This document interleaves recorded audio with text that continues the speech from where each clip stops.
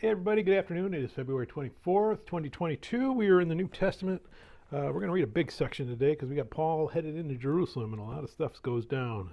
We're going to read for chapter 21, verse 17 to 23:11. When we arrived at Jerusalem, brothers and sisters received us warmly. The next day, Paul and the rest of us went to see James, and all the elders were present. Paul greeted them and reported in detail what God had done among the Gentiles through his ministry. When they heard this, they praised God. Then they said to Paul, "You see, brother, how many thousands of Jews have believed, and all of them are zealous for the law. They've been informed that you teach all the Jews who live among the Gentiles to turn away from Moses, telling them not to circumcise their children or live according to our customs. What shall we do? They will certainly hear that you have come, so do what we tell you. There are 4 men with us who have made a vow. Take these men, join in their purification rites, and pay their expenses so that they can have their heads shaved. Then everyone will know there is no truth in these reports about you, but that you yourself are living in obedience to the law. As for the Gentile believers, we have written to them our decision that they should abstain from food sacrificed to idols, from blood, from meat of strangled animals, and from sexual immorality."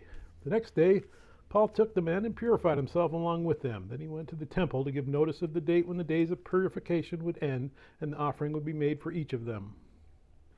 When the 7 days were nearly over, some Jews from the province of Asia saw Paul at the temple. They stirred up the whole crowd and seized him, shouting, "Fellow Israelites, help us!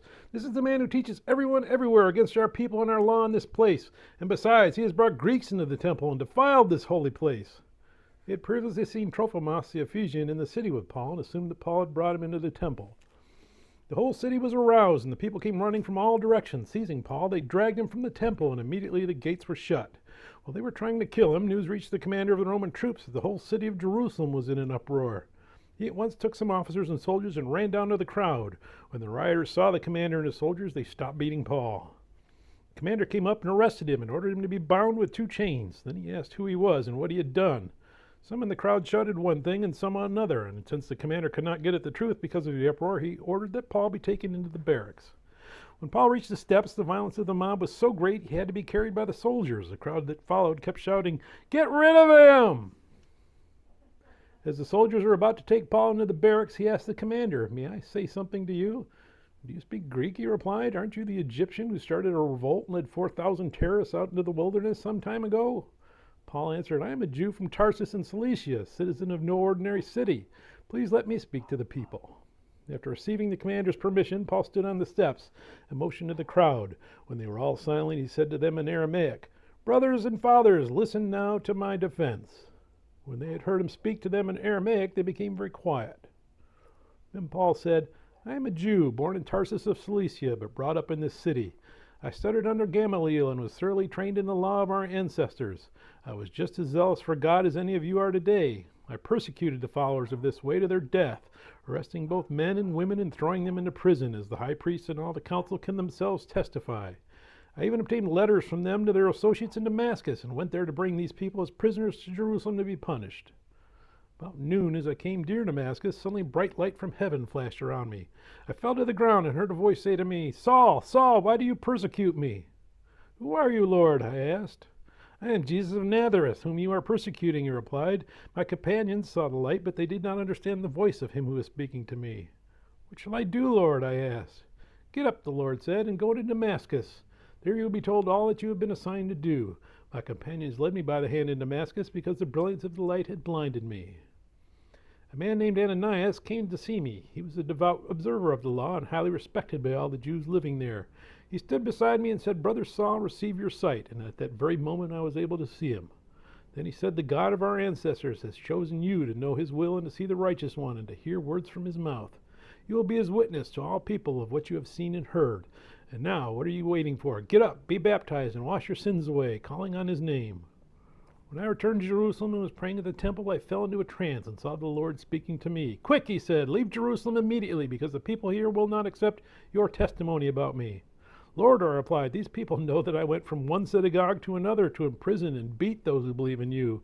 And when the blood of your martyr Stephen was shed, I stood there giving my approval and guarding the clothes of those who were killing him.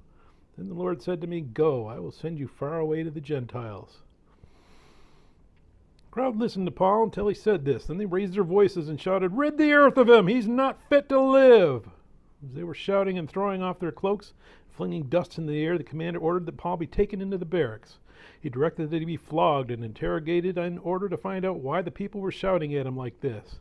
As they stretched him out to flog him, Paul said to the centurion standing there, "Is it legal for you to flog a Roman citizen who hasn't even been found guilty?" When the centurion heard this, he went to the commander and reported it. "What are you going to do?" he asked. "This man is a Roman citizen." The commander went to Paul and asked, "Tell me, are you a Roman citizen?" "Yes, I am," he answered. Then the commander said, "I had to pay a lot of money for my citizenship, but I was born a citizen," replied Paul. Those who were about to interrogate him withdrew immediately. The commander himself was alarmed when he realized that he had put Paul, a Roman citizen, in chains. The commander wanted to find out exactly why Paul was being accused by the Jews, so the next day he released him and ordered the chief priests and all the members of the Sanhedrin to assemble. Then he brought Paul and had him stand before them. Paul looked straight at the Sanhedrin and said, "My brothers, I have fulfilled my duty to God in all good conscience in this day." At this, the high priest Ananias ordered those standing near Paul to strike him on the mouth. And Paul said to him, "God will strike you, you whitewashed wall. You sit there to judge me according to the law, yet you yourself violate the law by commanding that I be struck." Those who were standing near Paul said, "How dare you insult God's high priest?" Paul replied, "Brothers, I did not realize that he was a high priest. For it is written, 'Do not speak evil about the ruler of your people.'" Then Paul, knowing that some of them were Sadducees and the others Pharisees, called out in the Sanhedrin, "My brothers, I am a Pharisee, descended from Pharisees. I stand on trial because of the hope of the resurrection of the dead." When he said this, a dispute broke out between the Pharisees and the Sadducees, and the assembly was divided. The Sadducees say that there is no resurrection and that there are neither angels nor spirits, but the Pharisees believe all these things. There was a great uproar, and some of the teachers of the law who were Pharisees stood up and argued vigorously. "We find nothing wrong with this man," they said. "What if a spirit or an angel has spoken to him?" The dispute became so violent that the commander was afraid Paul would be torn to pieces by them. He ordered the troops to go down and take him away from them by force and bring him into the barracks. The following night, the Lord stirred near Paul and said, "Take courage, as you have testified about me in Jerusalem, so must you also testify in Rome." May God bless the reading of the word. May God bless you. Bye.